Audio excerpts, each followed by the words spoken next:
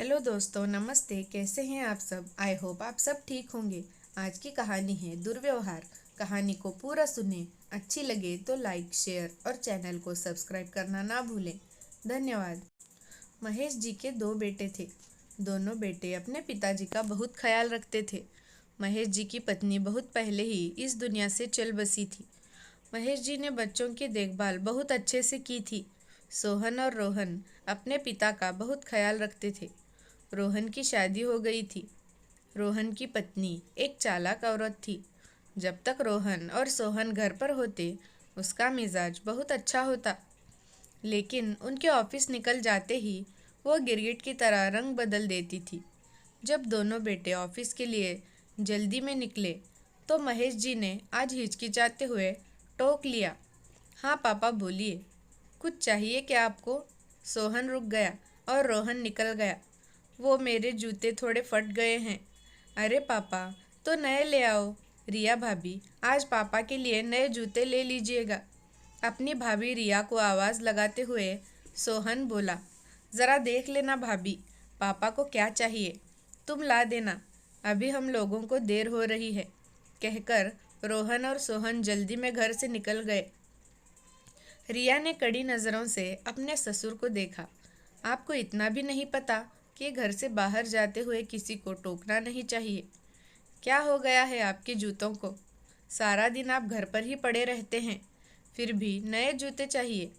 दोनों बेटे बेचारे सारा दिन अपने सर खपाते रहते हैं और आपकी फिजूल खर्ची ख़त्म ही नहीं होती। महेश जी छोटे बच्चे की तरह अपनी बहू की डांट खाकर चुप रह गए। इतना बखेड़ा होने के बाद भी महेश जी को नए जूते नहीं लाए गए और ना ही दोनों बेटों ने इस तरफ ध्यान दिया, क्योंकि रोहन को अपनी पत्नी पर और सोहन को अपनी भाभी पर अंधविश्वास था कि वो उसके पिता का बहुत ध्यान रखती है। ऐसा हो भी क्यों ना, क्योंकि जब तक दोनों भाई घर में रहते थे तो रिया अपने ससुर के साथ बहुत अच्छा व्यवहार करती थी। देवर और पति को दिखा दिखा कर अपने ससुर के लिए चाय नाश्ता बनाती।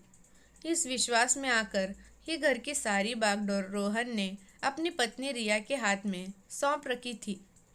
उसके खुद के पास इतना वक्त नहीं था कि 10 मिनट अपने पिता के पास बैठकर उनका हालचाल पूछ ले, क्योंकि दोनों भाई अपने नए बिजनेस को शुरू करने में बहुत बिजी थे।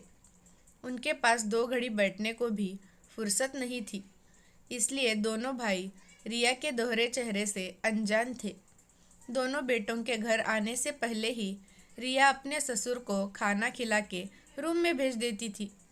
कभी रोहन ने पूछा कि पापा ने खाना खा लिया, तो रिया कहती, हाँ हाँ, पापा को खाने में देर हो जाए तो फिर अच्छे से नींद नहीं आती, इसलिए वो जल्दी ही खाना खा लेते हैं। फिर उन्हें दवाइयाँ भी तो देनी होती है ना। दोनों भाई रिया के मीठे बोलों के पीछे छिपी मंशा को कभी समझ ही नहीं पाए। वो दोनों तो उल्टा खुश होते कि चलो, कोई तो है जो पापा का इतना ध्यान रखता है, क्योंकि इन दिनों वो लोग इतना बिजी हैं कि पापा की ओर ध्यान ही नहीं दे पा रहे थे। तभी अचानक एक दिन रोहन को काम से आधे दिन की छुट्टी मिल गई। उसने सोचा, चलो आज रिया और पापा को सरप्राइज़ देता हूँ। सोहन ने कहा, भाई आज उन्हें लेकर कहीं बाहर घूमने चलते हैं। बहुत दिन हो गए पापा के साथ समय नहीं गुजारा। दोनों भाई घर आ गए। रोहन गाड़ी पार्क करने लगा। सोहन जैसे ही घर के पास आया, भाभी की तेज़ आवाज़ सुनकर उसके पैर ठिठक गए। रिया ज़ोर ज़ोर से चिल्ला रही थी, आपको कुछ सुनाई नहीं देता क्या? जो बना है जल्दी से खा लो। बेटों के आगे ज़्यादा नौटंकी दिखाने की ज़रूरत नहीं है। कभी रोटी कड़ी है तो कभी सब्ज़ी में मिर्च है। ये कोई होटल नहीं है, घर है मेरा। खाना बनाने में भी मेहनत लगती है, ऐसे ही नहीं आ जाता आपके सामने ये। खाना है तो खा लो, नहीं तो जाओ अपने कमरे में। पीछे से रोहन भी आ गया। रिया के बोल सुनकर दोनों भाई को बहुत गुस्सा आ रहा था, लेकिन उन्होंने उस वक्त अपने गुस्से को पी लिया। खिड़की से अंदर झांक कर देखा, महेश जी की प्लेट में 2 सूखी रोटी और एक कटोरी में सब्जी रखी थी। महेश जी बार बार अपनी आंखें पोंछ रहे थे। शायद उन्हें मिर्च लग रही थी, जिस कारण उन्होंने रिया से कह दिया कि सब्जी में बहुत मिर्च है। ये देख दोनों भाई की आंखों में आंसू आ गए।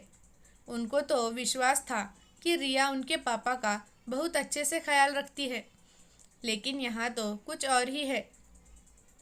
थोड़ी देर बाहर टहलने के बाद रोहन और सोहन घर वापस आए। देखा तो पापा अपनी थाली उठाकर रसोई में रख रहे थे। अचानक से दोनों को आता देख रिया सकपका गई। आज दोनों इतनी जल्दी आ गए। वो ऑफिस में कुछ ज़्यादा काम नहीं था तो आ गया। बहुत भूख लगी है, जल्दी से खाना लगा दो। आपने खाना खा लिया पापा?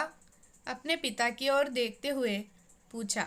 महेश जी का मुंह थोड़ी देर पहले बहू की झिड़की सुनकर उतरा हुआ था।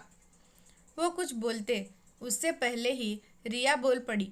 हाँ हाँ देवर जी, पापा जी ने तो अभी खाना खाया है। मैं उनके लिए बस दूध बना रही थी। पापा जी आप अपने कमरे में जाइए, मैं दूध लेकर आती हूँ और आप दोनों हाथ धोकर बैठिए, मैं खाना लगाती हूँ। फटाफट दोनों की थाली लगाने लगी। रिया ने उनकी थाली में 2 सब्जियाँ, सलाद, अचार और 2 गर्मा गर्म फुलके रखकर रिया ने रोहन और सोहन की थाली लगा दी। रोहन एक प्लेट में 2 रोटी और थोड़ी सी सब्जी निकाली और खाने लगा। रिया चौंकते हुए बोली, ये आप कैसे खाना खा रहे हैं? और देवर जी आप क्या सोच रहे हैं? आप खाना नहीं खा रहे? ये तो फिर भी हम अच्छा ही खाना खा रहे हैं, लेकिन हमारे आने से पहले जो तुम हमारे पापा को खिला रही थी वो तो खाने के काबिल भी ना था। हम दोनों भाई तो देख रहे थे कि पापा रोज़ कैसे ये सब खा लेते हैं। रोहन की बात सुनकर रिया को काटो तो खून नहीं। जी वो, रिया हकलाने लगी। रोहन लाल आंखों से रिया को देख रहा था। सोहन बोला, भाभी हमने आप पर विश्वास किया और आप हमारे पापा के साथ ऐसा व्यवहार करती हो? अरे आज हम दोनों जो कुछ भी हैं उन्हीं की बदौलत हैं। रोहन बोला, तुम्हारी हिम्मत कैसे हुई हमारे पापा से ऐसे बात करने की? मैं तुम्हारे पापा के सामने बेइज्जत नहीं करना चाहता, इसलिए तुम्हें समझा रहा हूँ। आज के बाद पापा रोज़ हम लोग के साथ खाना खाएंगे। दरअसल गलती तो हम भाइयों की ही है, जो हम अपने पापा को थोड़ा सा समय भी ना दे पाए। रिया डर से काँप रही थी, क्योंकि आज उसका दोहरा चेहरा उसके पति और देवर के सामने आ चुका था। दोनों भाई उसी समय अपने पापा के कमरे में गए। उनका हाथ अपने हाथों में लेकर बोले, पापा आप हमें माफ़ कर दीजिए, हम आपकी तकलीफ़ समझ नहीं पाए, लेकिन आज के बाद आपको शिकायत का मौका नहीं देंगे। आपको किसी भी चीज़ की ज़रूरत हो या कोई भी तकलीफ़ हो तो हमें बेझिझक बताइएगा। और हाँ, आज के बाद बाप बेटे एक साथ खाना खाएंगे। महेश जी भी भीगी पलकों के साथ अपने बेटों के सर पर हाथ फेर रहे थे। रिया अपने किए पर पछता रही थी और सोच रही थी कि कैसे अपने पति और देवर की नज़रों में वो फिर से उठ पाएगी। वो इतना कैसे गिर गई? क्या उनकी जगह मेरे पिता होते तो तब भी वो ऐसा ही करती? रिया ने भी ससुर से माफ़ी मांगी, लेकिन रोहन और सोहन ने दोबारा रिया के भरोसे अपने पिता को नहीं छोड़ा। अब वो समय निकालकर खुद अपने पिता का ध्यान रखते थे, क्योंकि एक बार भरोसा टूट गया था। अब दोबारा वो ऐसा नहीं करना चाहते थे। महेश जी को अब ताज़ा खाना मिलता था। बेटे भी उनका बहुत ख्याल रखते थे, अपने पिता का। महेश जी अब बहुत खुश थे। ऊपर वाले का शुक्रिया अदा करते कि उसने उनको इतना प्यार देने वाले 2 बेटे दिए हैं। दोस्तों, क्या रिया ने जो किया था वो सही था? और ऐसा करना कहाँ तक सही है? कमेंट करके ज़रूर बताना। धन्यवाद।